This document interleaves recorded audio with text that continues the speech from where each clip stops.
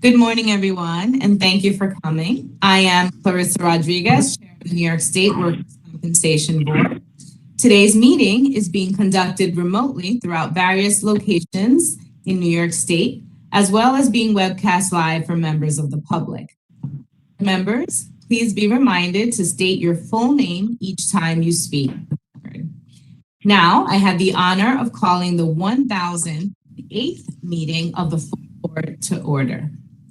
Madam Secretary, can you please call attendance? Yes, Vice Chair Foster. Here. Board Member Peprocki. Here. Board Member Higgins. Here. Board Member Lobin. Here. Board Member Williams. Here. Board Member Hull. Here. Board Member Ossoly. Here. Board Member Crane. Here. Board Member Stasko. Here. Board Member Tavares. Here. Board Member Caginelli. Here. Board Member Delon. Here. Madam Chair, all members are present. Thank you, Madam Secretary. Agenda item 1, approval of the February 15th, 2022 meeting minutes. Now, board members, you have all received a copy of the February meeting minutes for review. Are there any questions or need for discussion? Hearing none, is there a motion to approve the meeting minutes? Yes, Madam Chair. This is Board Member Mark Higgins, and I move to approve the minutes. Thank you, Board Member Higgins. Is there a second? Yes, Madam Chair. This is Board Member Arelis Tavares, and I second that motion. Thank you, Board Member Tavares. Is there any opposition to the motion? Seeing and hearing none, all in favor, please say aye. Aye. Aye. Aye. Aye. All opposed? I am also a yes. That motion is passed. Thank you. Agenda item 2, Office of General Counsel's Departmental Report. General Counsel David Wertheim will now present the statistical and informational report for February. Thank you, Madam Chair. Good morning, and good morning to Vice Chair Foster and all board members and guests. Here is a statistical review of February 2022 for the various brackets that resolved issues at the board. First, in adjudication, 16,867 hearings were held, 11,169 cases were fully resolved at hearing, with 327 reserved decisions. There were also 1,589 finalized waiver agreements, with 1,566 via the hearing process. In the Administrative Review Division, there were 1,016 applications received, 861 processed, leaving an end-of-month inventory of 3,919. And in the Legal Affairs Division, 102 applications were received, 174 processed, leaving an end-of-month inventory at 217. And that concludes the statistical review. Of course, I would take any questions. Thank you.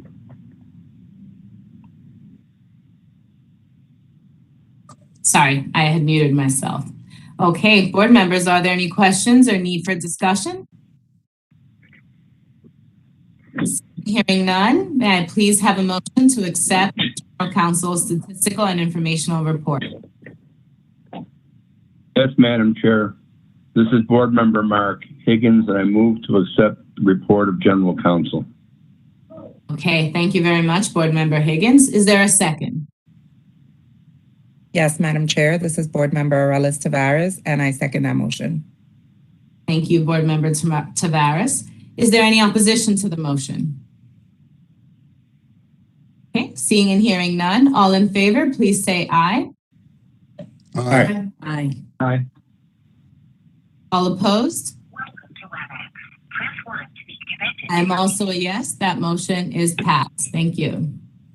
Agenda item 3, there are no license applications. There were no license interviews that were scheduled for February.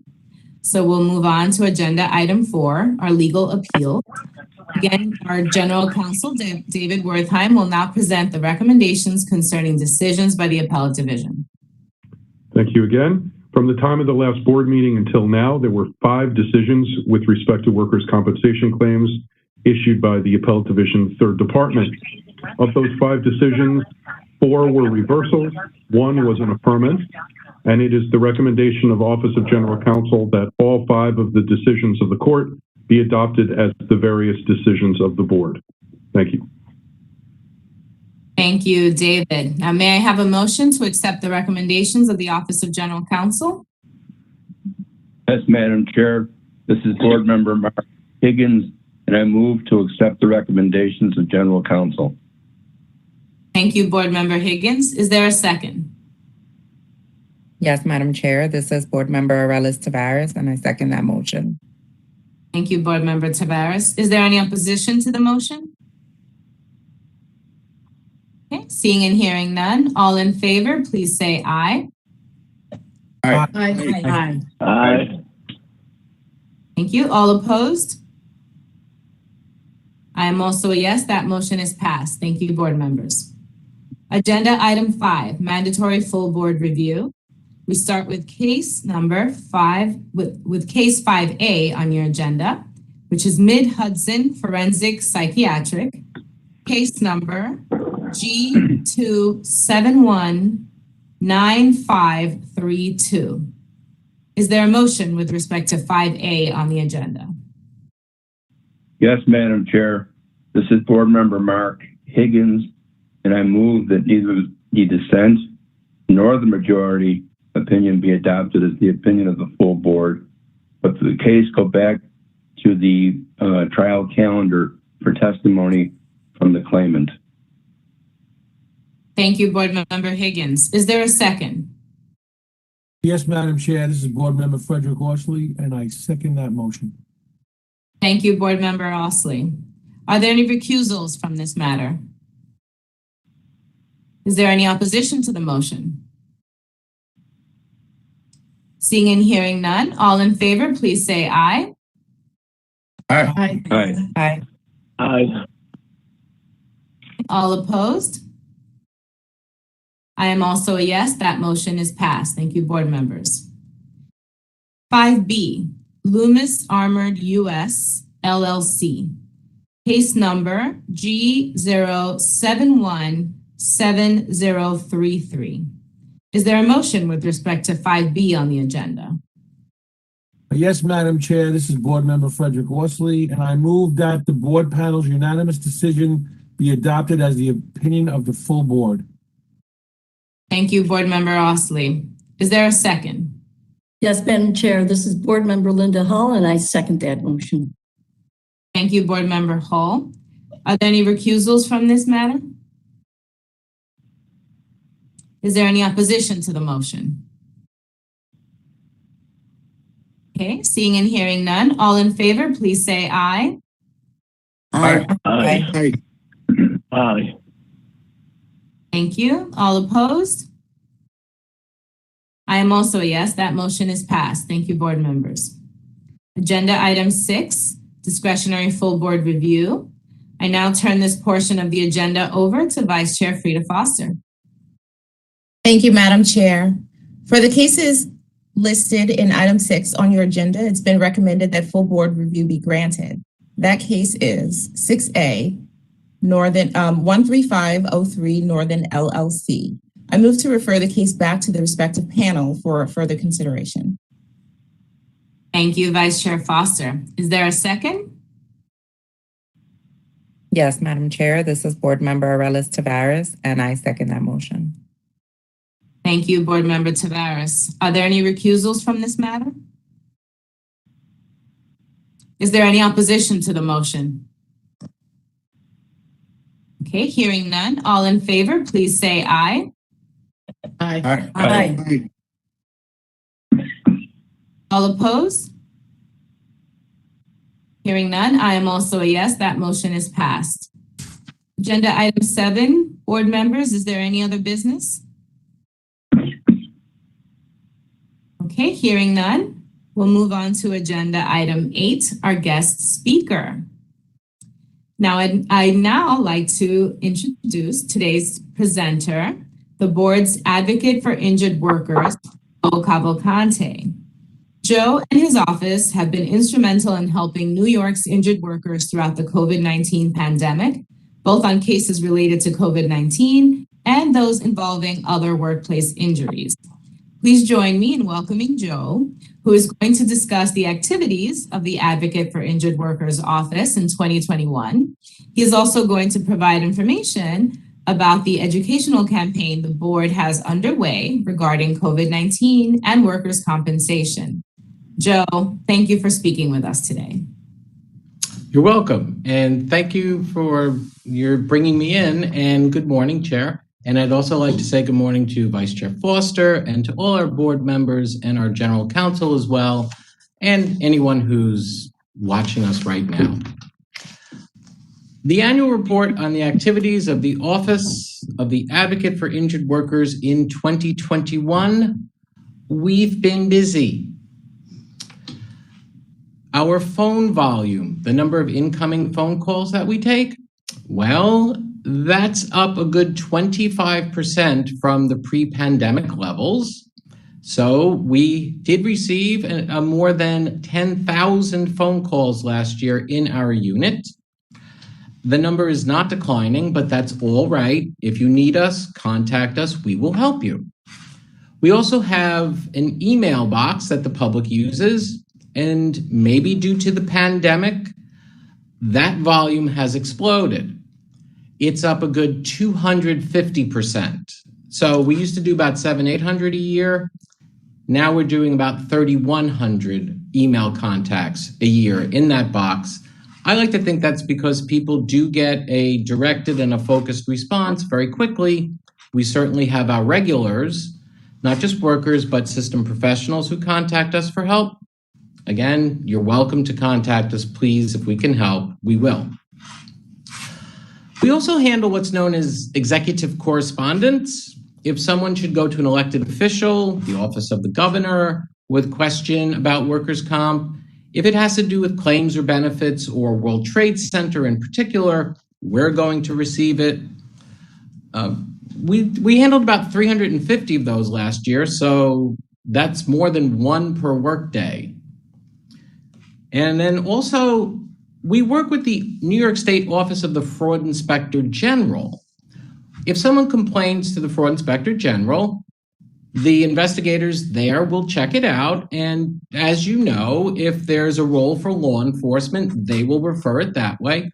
But frequently, there are matters put to the Fraud Inspector General that are really claim matters or benefit matters. There's no lawful behavior, there's nothing that's requiring law enforcement there. They come to us, and then we work with the complainant, who's usually an injured worker, to help them access their benefits or explain what's happened here. So who's doing this?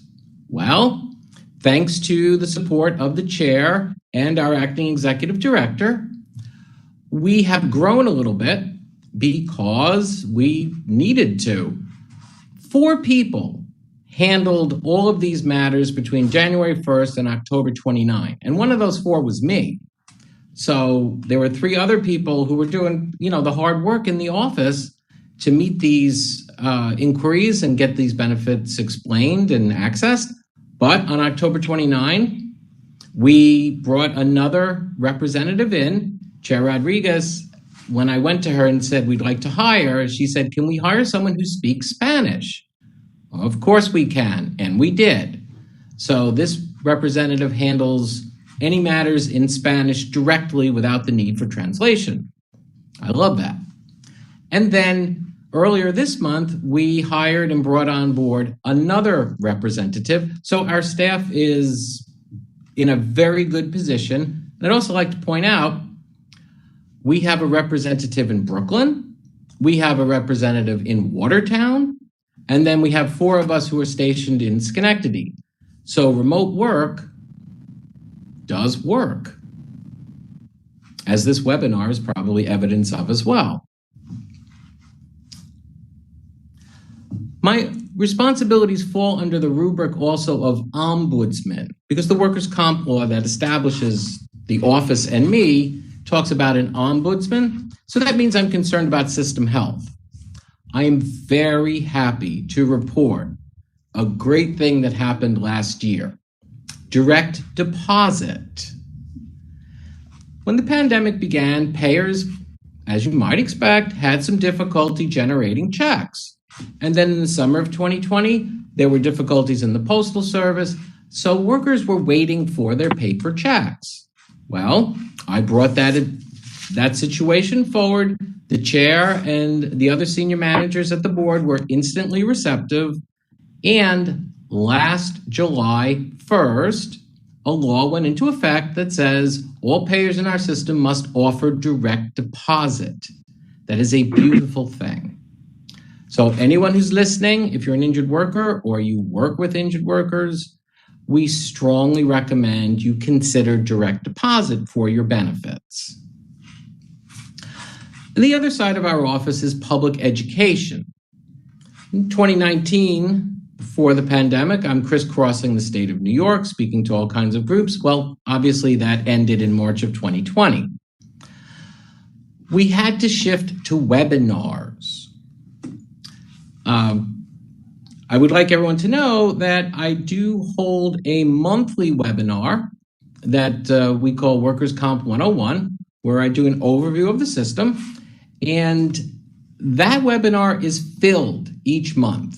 All right, there is a public demand here for this information. And also, we do stay on past the announced hour to answer all the questions. This is successful in large part, also due to the hard work of board staff who can make these webinars work. The chair and I did a series in English and Spanish for the Selkoff Clinic at Mount Sinai. The chair speaks Spanish, and she's always well received in these presentations.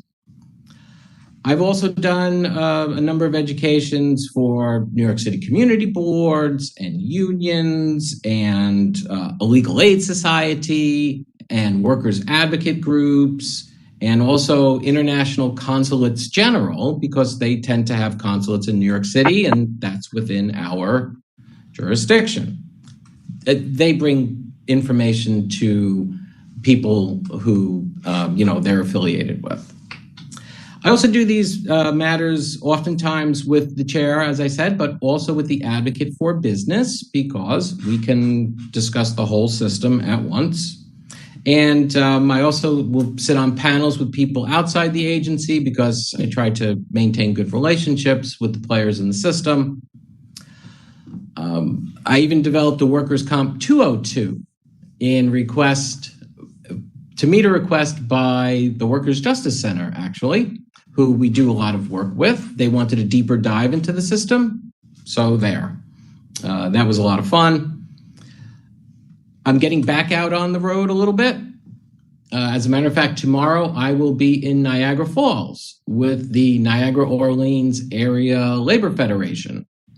So we are resuming, when we can, our public in-person appearances. We have done some over the course of the last 2 years. And finally, I'd like to give a plug for the Occupational Health Clinic Network of New York State. I'm a member of the advisory board in the Albany Clinic, and they are a resource for injured workers.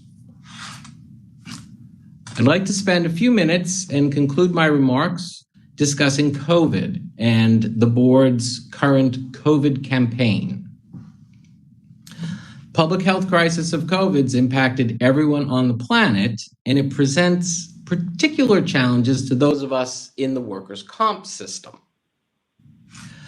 We know New Yorkers are contracting COVID due to their employment, but how can we at the board help these people? Well, we have some challenges that I'd like to discuss, and then I'd like to tell you what we're doing to try and help people so that we understand the landscape. Our first challenge is probably making the public aware that COVID is an infectious disease. Infectious diseases are payable in the New York State workers' comp system. Now, I like to draw the comparison to, say, a traumatic injury. Someone breaks an arm on the job. That's very obvious. Okay, you've seen it, you felt it, you know where it happened. COVID, on the other hand, you're not going to see a moment of infection. Okay, that's why we're spending time trying to make people aware that COVID, even though you didn't see the infection, it is payable in this system.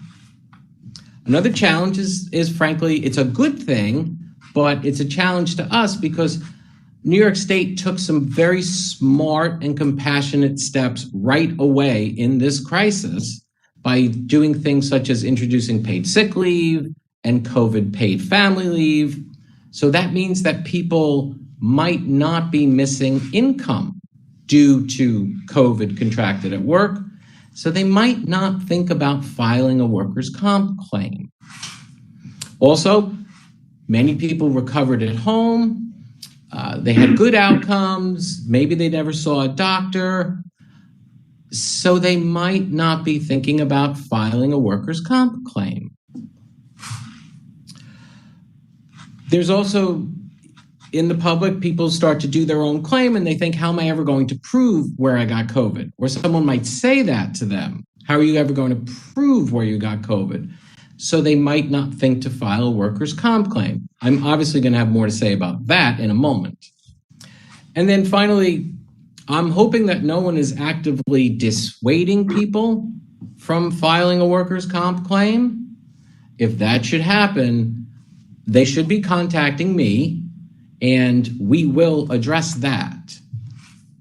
So to meet these challenges, and they are all challenges we are overcoming, but to meet them, we have to give the public certain messages. Number one is, if you feel that you contracted COVID due to your employment, please file a claim.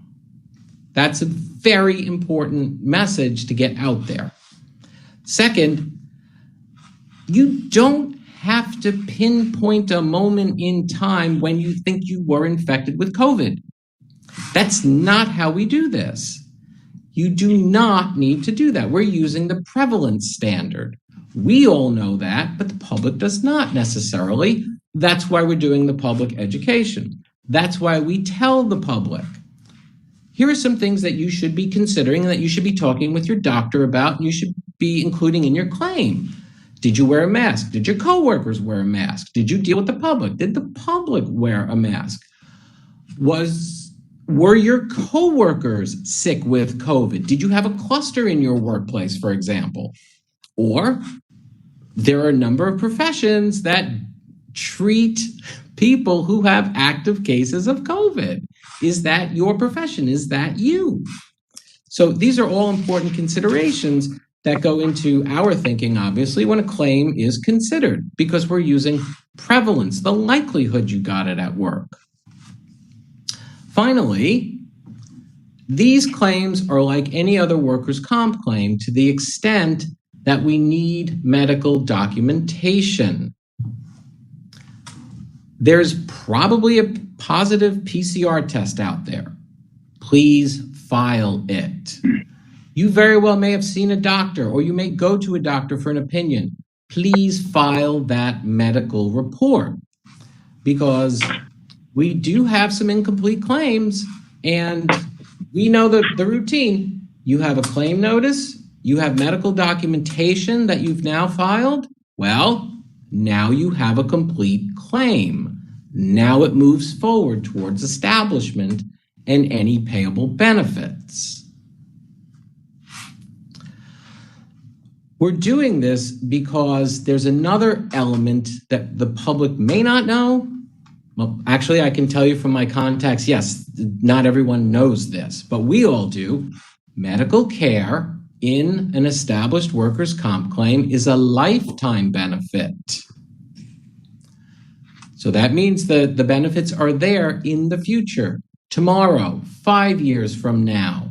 If something should occur where a worker who had COVID due to employment needs more medical care. This is very valuable, obviously, and we're spending a lot of time trying to make the public aware of this.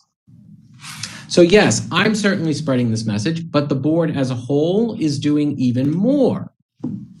We're in the middle of a public campaign right now to raise awareness of these topics. We are working with the statewide AFL-CIO, as a matter of fact, to raise awareness. And we're also working with advocacy groups and, frankly, anyone who will listen. So the campaign is ongoing, and I'd like to let you know about some of the things that we've already accomplished.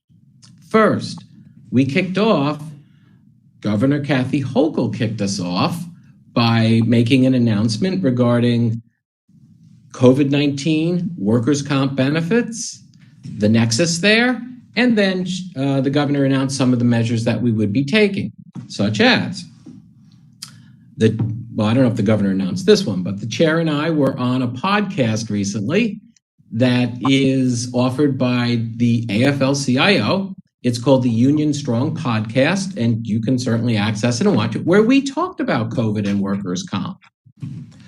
We have on our website now the famous one-stop shopping. We have a big page that has the materials that we developed in the past and also our new materials. You can get it all from one stop, and that includes some new fact sheets. We have developed some new fact sheets, some that are specific to indemnity for COVID, particularly in the long haul context, and then also the medical benefits. We have materials on that.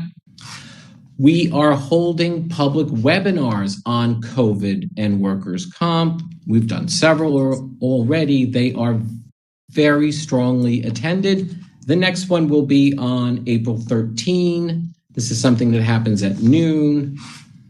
We also take the recordings and we put them on our site. We put them on our YouTube channel where you can access them at any point.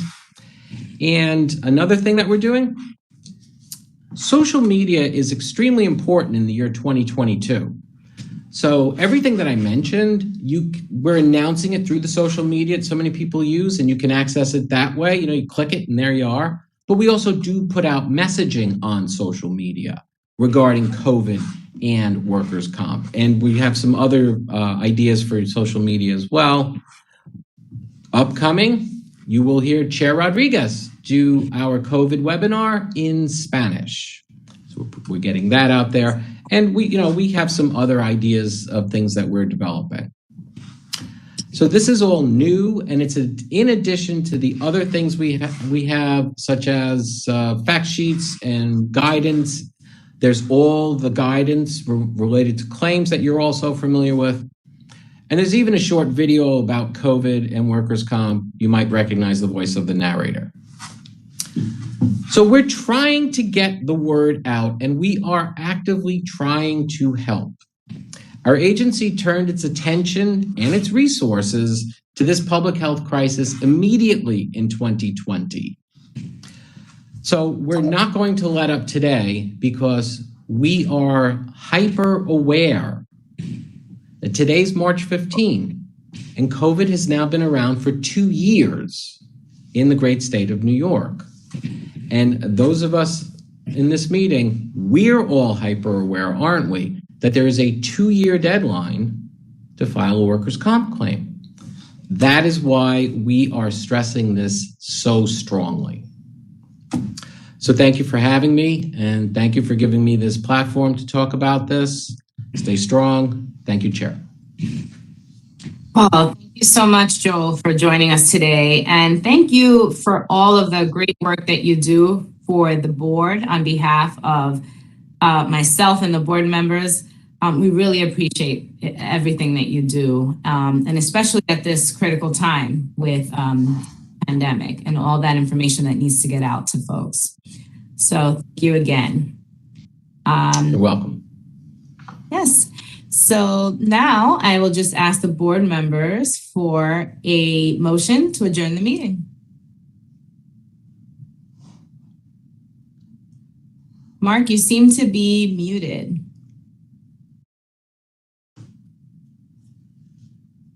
Yes, Madam Chair, this is Board Member Mark Higgins, and I move for adjournment of the meeting. Thank you, Board Member Higgins. Is there a second? Yes, Madam Chair, this is Board Member Arelis Tavares, and I second that motion. Thank you, Board Member Tavares. Is there any opposition to the motion? Seeing and hearing none, all in favor, please say aye. Aye. Aye.